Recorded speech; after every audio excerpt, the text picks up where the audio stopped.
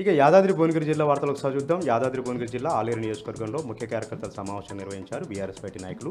ఈ సమావేశానికి ఆలేరు మాజీ ఎమ్మెల్యే బూడిద భిక్షమేగౌడ్తో పాటు డీసీసీబీ మాజీ చైర్మన్ గొంగిడి మహేందర్ రెడ్డి ముఖ్య అతిథిగా హాజరయ్యారు.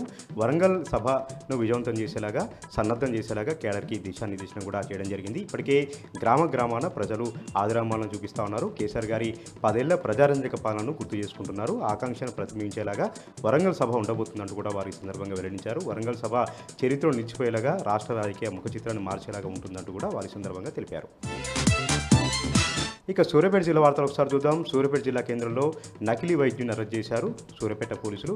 మెడికల్ కౌన్సిల్ అధికారులు ఈరోజు పలు హాస్పిటల్లో తనిఖీలు చేయగా శిరీష పేరుతో ఏర్పాటు చేసినటువంటి కార్డియాలజిక్ ఆసుపత్రిలో ఆ నకిలీ వైద్యులు ఉన్నట్టుగా గుర్తించారు.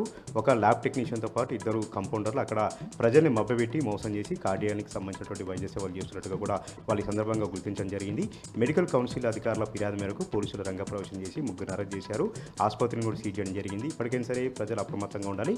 నకిలీ వైద్యుల పట్ల మెడికల్ కౌన్సిల్ అధికారులు చెప్పినటువంటి నిబంధనలకు అనుగుణంగా ప్రజలు విషయాలు తెలుసుకోవాలి. ఎవరైనా అనుమానం ఉంటే వెంటనే మెడికల్ కౌన్సిల్ అధికారులకు పోలీసులకు ఫిర్యాదు చేయాలని కూడా వాళ్ళ సందర్భంగా తెలిపారు. ఇక నల్గొండ జిల్లా వార్తలు ఒకసారి చూద్దాం. ధాన్యం కొనుగోలు చేయాలంటూ పెద్దఊర వ్యవసాయ మార్కెట్ యార్డ్ ముందు పెద్ద ఎత్తున రైతులు ధర్నా కూర్చున్నారు. నిరసన కార్యక్రమం దిగారు. మార్కెట్ యార్డ్లో ధాన్యం పోసి 20 రోజులు అవుతున్నప్పటికీ కూడా ఎక్కడ కూడా ధాన్యం కొనుగోలు జరగట్లేదు. అకాల వర్షాలు వస్తూ ఉన్నాయి. ధాన్యం అంతా కూడా తడిసి ముద్దవుతూ ఉంది, రంగు మారుతూ ఉంది.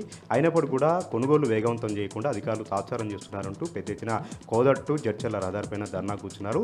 అదేవిధంగా తరుగు పేరుతో తేమ పేరుతో తమను మోసం చేస్తూ ఉన్నారు, నిలువను దోచుకుంటున్నారు. ఇప్పటికైనా సరే ప్రభుత్వం నిబంధనలకు అనుగుణంగా బయ్యర్లు మిల్లర్లు తమ ధాన్యాన్ని కొనుగోలు చేసి మద్దతు ధర లభించేలాగా చర్యలు తీసుకోవాలని కూడా ఈ సందర్భంగా వారు డిమాండ్ చేశారు. కలెక్టర్ వచ్చి తమకు సమాధానం చెప్పేంత వరకు కూడా ధర్నా విరమించలేదని భీష్మించి కూర్చోవడంతో ఎట్టకేలకు ఎంఆర్ఓ ఆర్డీఓ అధికారులు అక్కడ చేరుకొని ధాన్యం కొనుగోలు వేగవంతంగా చేస్తామని హామీ ఇవ్వడంతో ధర్నా విరమించారు.